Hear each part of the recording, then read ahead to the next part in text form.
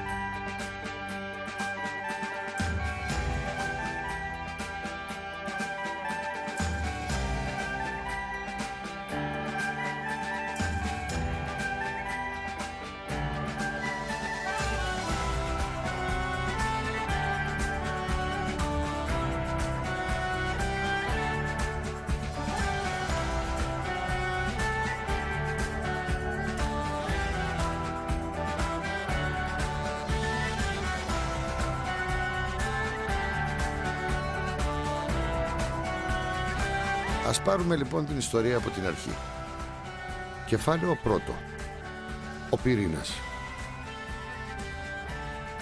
Και ένα μικρό απρόοπτο που είχαμε.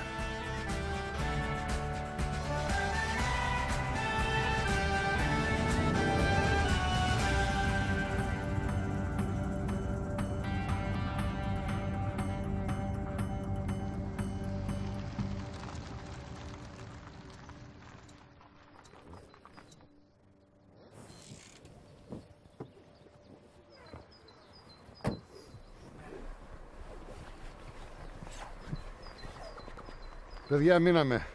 Ξέρει κανείς από αυτοκίνητα? Νάσο.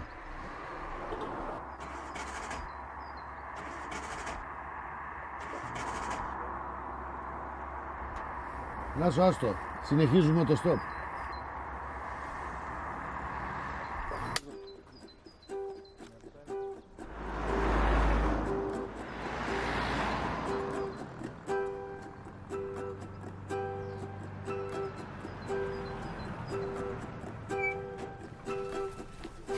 Γεια σας.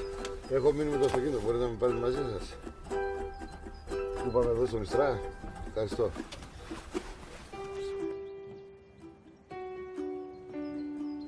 Πρωινή αναχώρηση για τη Σπάρτη κάτω από ένα φοβερό ήλιο. Πλατιές κοιλάδες. Κάθε μια ένα βασίλειο από ελιές και υπερήφανα κυπαρίσια. Άγωνα βουνά, αραιά και πού ένα χωριό. Μέσα στην πεδιάδα του Ευρώτα, η Σπάρτη κάτω από το χιονισμένο ταΐγετο απλώνει τους ελαιώνες της. Το δυνατό άρωμα των οποίων δεν μας αφήνει πια. Στον ερειπωμένο Μιστρά, πτήσεις από περιστέρια.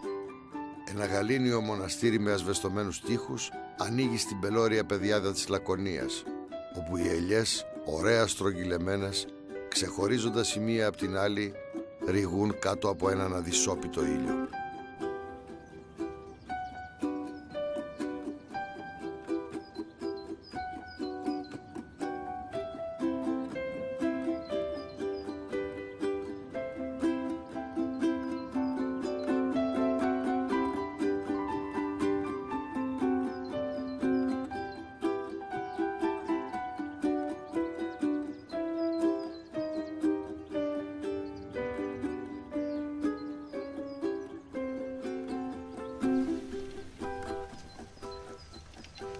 Αυτή ήταν η περιγραφή του Αλμπέρ Καμί στο πέρασμά του από τη Σπάρτη πριν από μισό αιώνα περίπου.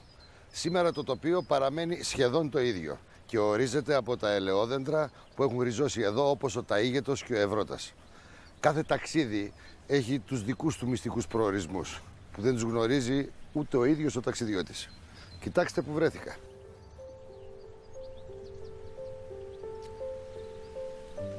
Η ελιά είναι ένα σύμβολο, μια σταθερή εικόνα μνήμης. Όπως ο τροχός για τον αρχαίο άνθρωπο, έτσι και η ελιά είναι μια εικόνα κοινή για εμάς και για τον αρχαίο κόσμο. Αρχαία σύμβολα που μας υπενθυμίζουν ότι είμαστε κομμάτι μιας μεγάλης αφήγησης. Μετά τον κατακλυσμό του Νόε, ένα περιστέρι επιστρέφει στην Κιβωτό με ένα κλαδί ελιάς για να σηματοδοτήσει την αρχή ενός νέου κόσμου. Κοίτα!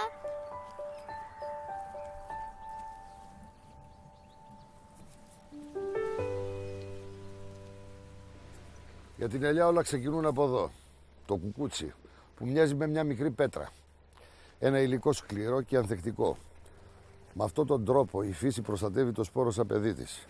Μέσα σε αυτό το περίβλημα φυλάει την αρχή του κύκλου της ελιάς. Μέσα σε ένα περίβλημα σκληρό, όπως αυτές οι πέτρες.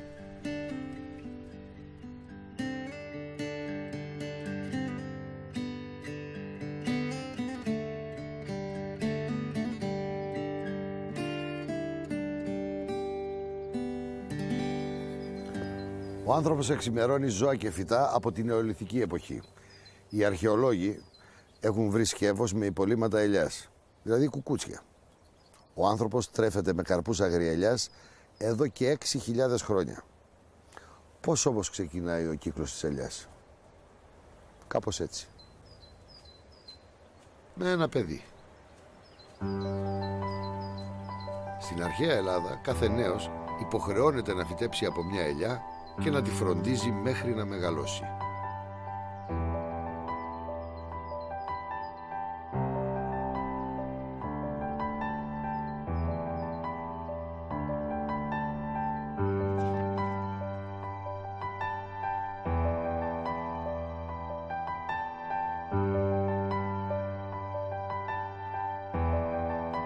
Ο πυρήνας σηματοδοτεί την αρχή του κύκλου της ελιάς, την αρχή της ιστορίας της. Όταν περιηγείσαι στο Μουσείο Ελιάς και Ελληνικού Λαδιού, βλέπεις την ελιά να γίνεται από μικρό κουκούτσι μεγάλο δέντρο. Να γίνεται μέρος της καθημερινότητάς μας και να αποκτά πρωταγωνιστικό ρόλο στην ιστορία και τους μύθους.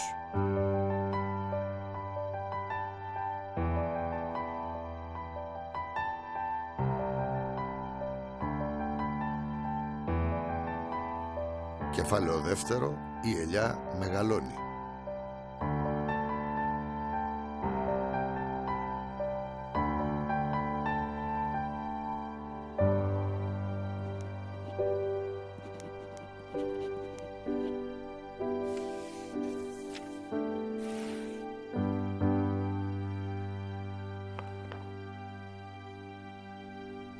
Η ελιά διαποτίζει τους μύθους και τις παραδόσεις όλων των μεσογειακών λαών.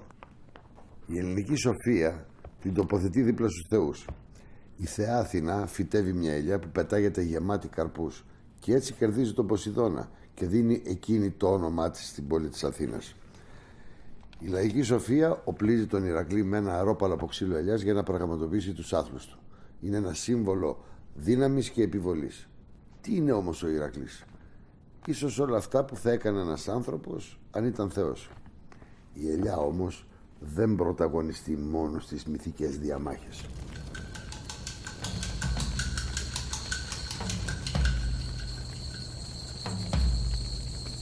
Στο Πελοποννησιακό πόλεμο, ο Περικλής διατάζει τα στρατεύματα να κόψουν τα ελαιόδεντρα αυτής εδώ της περιοχής. Αλλά και οι Σπαρτιάτες καταστρέφουν όλους τους ελαιώνες της Αττικής για να μπορέσουν να αποδυναμώσουν τον αντίπαλο. Η ελιά όμως είναι ένα πανίσχυρο σύμβολο ειρήνης και ευημερίας. Οι Αθηναίοι λίγο πριν από τη μάχη του Μαραθώνα ζήτησαν τη βοήθεια των Λακεδαιμονίων.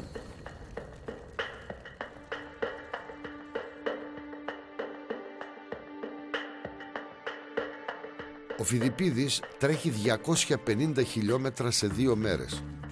Ο άθλος του γίνεται αγώνας.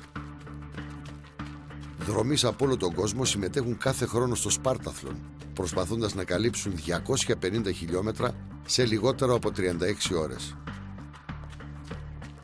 Ένας από τους πιο εξαντλητικούς αγώνες στον κόσμο. Με λένε Σταύρο Σταυρόπουλο. Τερμάτισα το Σπάραθλον το 2014 σε 34,5 ώρες. Το Σπάραθλον είναι ένας αγώνας υπεραπόστασης 246 χιλιόμετρων. Ξεκινάει από την Αθήνα και καταλήγει στη Σπάρτη. Ο στόχος που έχει ο κάθε αθλητής στο Σπάραθλον είναι να αγγίξει το πόδι του αγάλματος του Λεωνίδα και να στεφτεί με το κόκκινο το στεφάνι της ελιάς, όπως οι Ολυμπιονίκες στην αρχαία Ελλάδα. Τα τελευταία 20 χιλιόμετρα ο πόνος ήταν πέρα των ανθρωπίνων ορίων. Για να τον αντιμετωπίσω επικαλέστηκα τη δύναμη της ψυχής μου. Αυτό που με σκεφτόμουν και με οδήγησε στον τερματισμό ήταν η αγάπη για την κόρη μου και τους ανθρώπους, τους φίλους μου, τους συγγενείς μου και γενικά τους σπαρτιάτες που μας βοήθησαν να φτάσουμε στον τερματισμό. Το έπαθλο, όπως και στους Ολυμπιακούς Αγώνες, είναι ένας κόκκινος αγριελιάς. Τι είδο φιδιπίδης φτάνοντας στην αρχαία Σπάρτη? Τον Ευρώτα, τον Ταΐγετο και ένα απέραντο ελαιόνα γεμάτο καρπούς.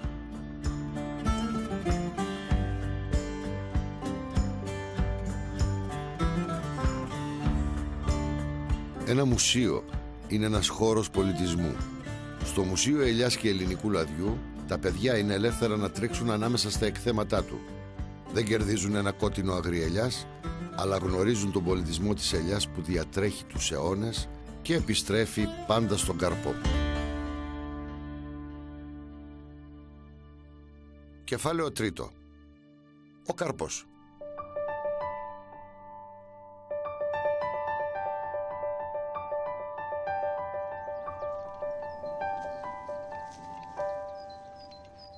Αν μπορούσαμε να μεταφερθούμε 50, 100 ή 1000 χρόνια πριν, εδώ θα βλέπαμε ακριβώς την ίδια εικόνα. Στη μέση το δέντρο που πληγώνουμε για να ρίξει τους καρπούς του και γύρω του ανθρώπους να μαζεύουν τις ελιές με τον ίδιο ακριβώς τρόπο, με βέργες και με τα χέρια τους.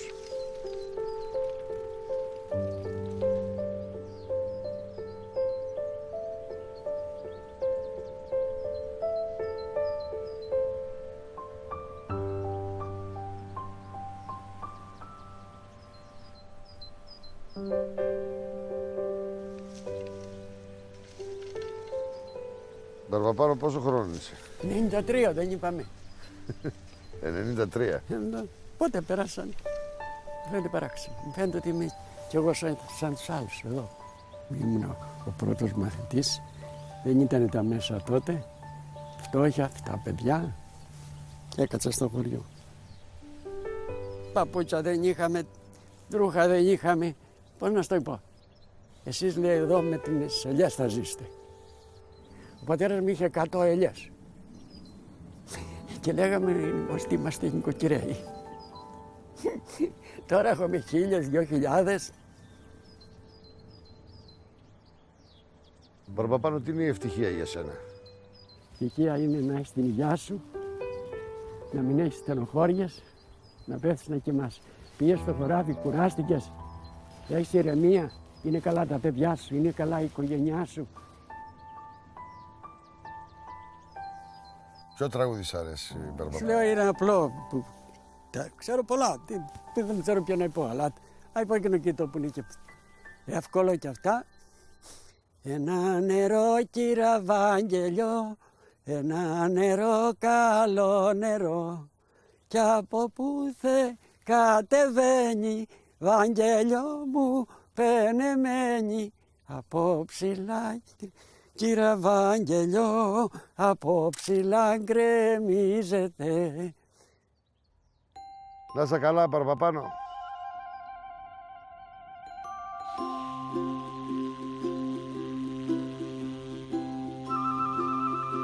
Ο άνθρωπος από την προϊστορική εποχή ανακαλύπτει τρόπους να βγάζει λάδι από την ελιά. Η λογική όμως από τότε μέχρι σήμερα είναι ακριβώς η ίδια. Αυτό το σακί φτάνει στο Μουσείο Ελιάς και Ελληνικού Λαδιού και μέσα από τα εκπαιδευτικά προγράμματα για παιδιά η παλιά αυθεντική τεχνική γίνεται γνώση και πράξη. Μέσα στους αιώνες 3 είναι τα σταθερά στάδια παραγωγής λαδιού. Στην αρχή, με τα χέρια, με πέτρες ή με πιο σύγχρονες μεθόδους, η ελιά συνθλίβεται, πατιέται δηλαδή μέχρι να γίνει πολτός. Ύστερα γίνεται η συμπίεση του πολτού. Τα τσιπιά χρησιμοποιήθηκαν για πολλά χρόνια σε αυτό το στάδιο. Τι είναι όμως τα τσιπιά? Τα τσιπιά είναι φίλτρα σε σχήμα φακέλου που αφού γεμίσουν με πολτό διπλώνονται και τοποθετούνται το ένα πάνω στο άλλο. Ο πολτός στραγγίζει και βγαίνει σιγά σιγά το μείγμα.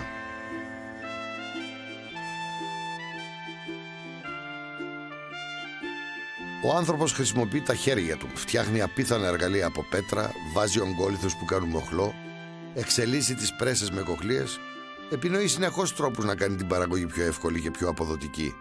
Φτιάχνει μεγάλα μηχανήματα και σύγχρονα φυγοκεντρικά εργοστάσια. Η λογική όμως είναι ίδια εδώ και 3.500 χρόνια. Αυτή την αιώνια λογική της ελιάς μαθαίνουν τα παιδιά στο εκπαιδευτικό παιχνίδι του Μουσείου Ελιάς και Ελληνικού Λαδιού.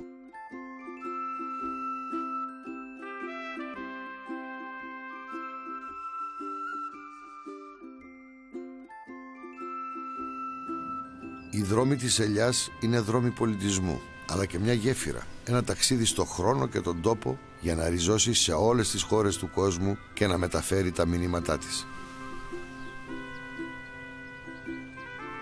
Αυτή η ελιά είναι ένας παππούς ή μια γιαγιά και όπως όλοι οι παππούδες και οι γιαγιάδες έχει πολλές ιστορίες να πει.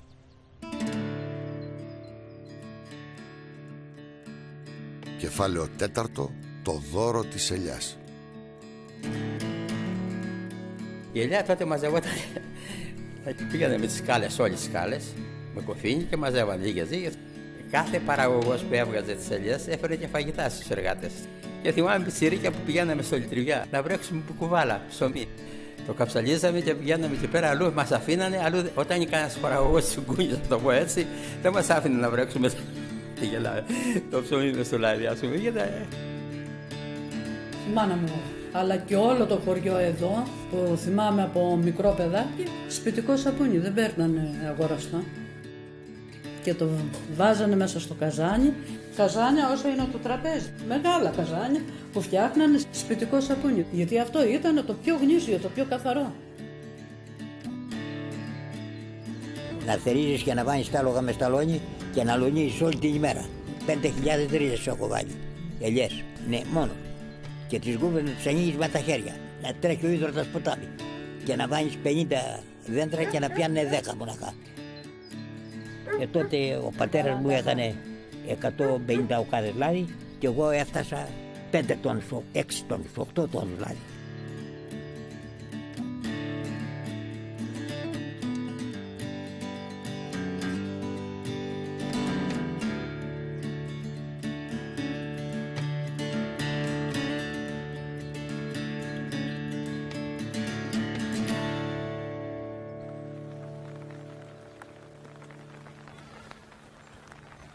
Τι είναι ένα ταξίδι χωρίς τους ανθρώπους που συναντάς?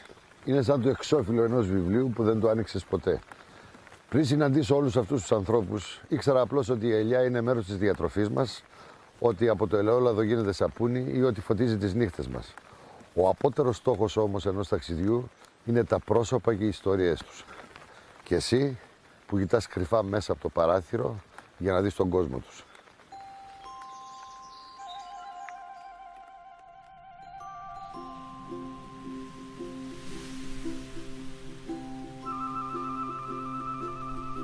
Η ελιά είναι ιερή για αυτόν τον τόπο, για αυτούς τους ανθρώπους. Ερχόμαστε σε επαφή μαζί της πριν ακόμα πούμε τις πρώτες μας λέξεις.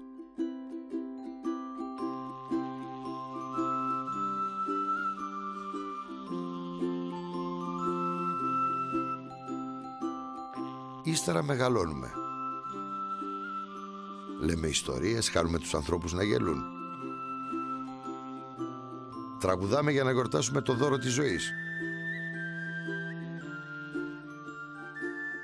Τα ελαιόδεντρα απλώνουν τα ασημένια φύλλα τους, αγκαλιάζουν τα χαμόγελά μας, ζουν σιωπηλά μαζί μας. Λένε τόσα λίγα, αλλά μας δίνουν τόσα πολλά.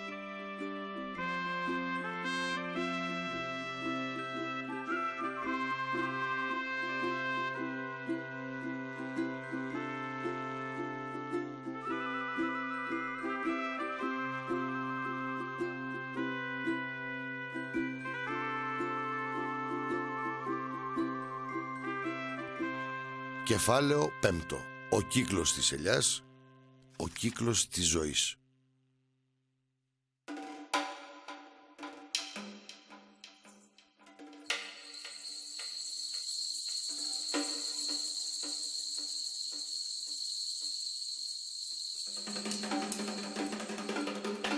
Πώς έμοιαζε ο κόσμος στην αρχή της μεγάλης αφήγησης?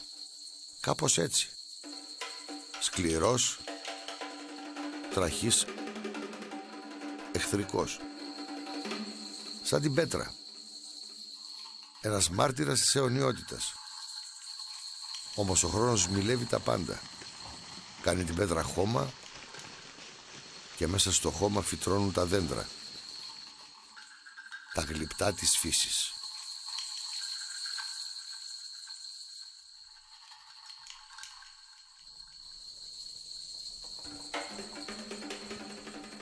Έχω μια εικόνα, μια ιστορία.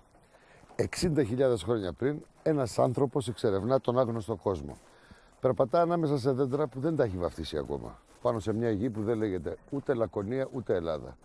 Και βλέπει αυτό που σήμερα αποκαλούμε ελιά. Και δοκιμάζει τον καρπό της. Ο πρώτος άνθρωπος που είδε την ελιά. Ένα παραμύθι που δεν είναι και τόσο παραμύθι.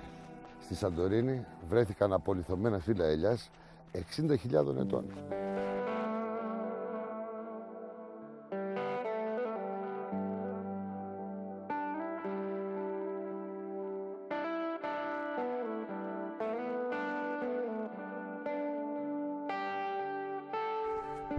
Τον 5ο αιώνα π.Χ. η Σπάρτη ακμάζει. Τι σημαίνει όμως για μας η αρχαία Σπάρτη?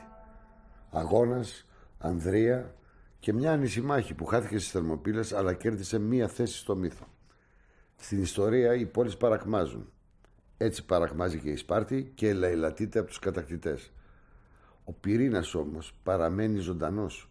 Περιμένει μέσα στους αιώνες, όπως εκείνο το κουκούτσι, για να ξαναφυτευτεί και να αρχίσει η ζωή του τόπου από την αρχή.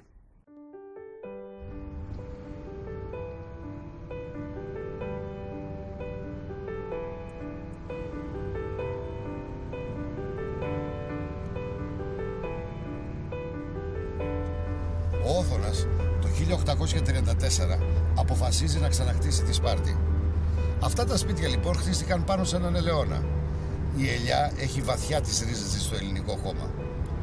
Σκεπάζει μικρές πλαγιές, κοιλάδες, σκαρφαλώνει βουνά για να κατηφορήσει ξανά και να φτάσει μέχρι τις πόλεις και τη θάλασσα. Απλώνεται στους αρχαίους ναούς, στις εκκλησίες, στις πλατείες, στις αυλές μας. Ακόμη και στα μουσεία μας.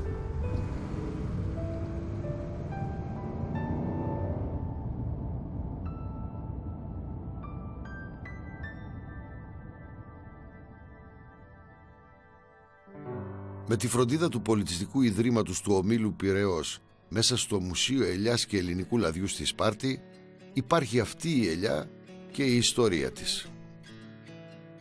Με τα εκθέματα του μουσείου και το εκπαιδευτικό παιχνίδι για τα παιδιά, αυτή η ιστορία παραμένει ζωντανή.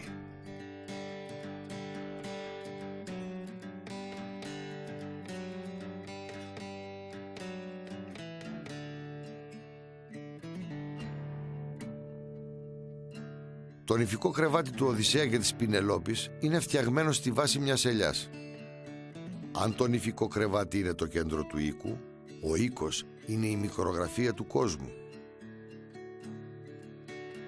Το νηφικό κρεβάτι του Οδυσσέα και της Πινελόπης είναι φτιαγμένο πάνω σε μια ελιά βαθιά ριζωμένη στο χώμα, γιατί η ελιά είναι ένα σύμβολο σταθερότητας. Ένα σημείο αναφοράς από το οποίο μπορούμε να κρατηθούμε σε ένα κόσμο που συνεχώς αλλάζει.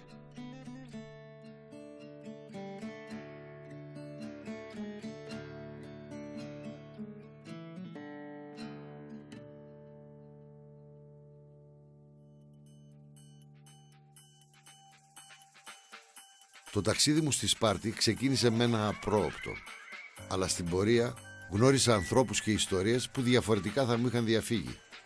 Όλες αυτές οι ιστορίες και η ιστορία της ελιάς οδηγούν εδώ, στο Μουσείο Ελιάς και Ελληνικού Λαδιού στη Σπάρτη.